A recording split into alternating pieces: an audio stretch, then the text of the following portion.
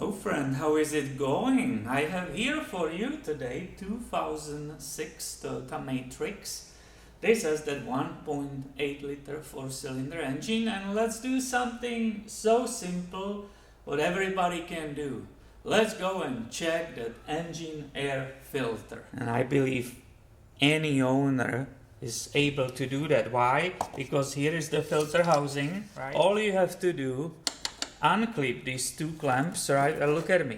It's already lifting, and voila, wow, look at that. There is a reusable K&N filter. Seems to be very clean, right? There is just slight dirt. This side is perfectly clean. So we just discovered something. Wow. This person said goodbye to the disposable filters and went to this way. And to put it back, you saw, right? Again, click, click, I'm done. That took less than 1 minute. And now I know this engine should be running nicely and, without any problems. However, this engine has a bad idle.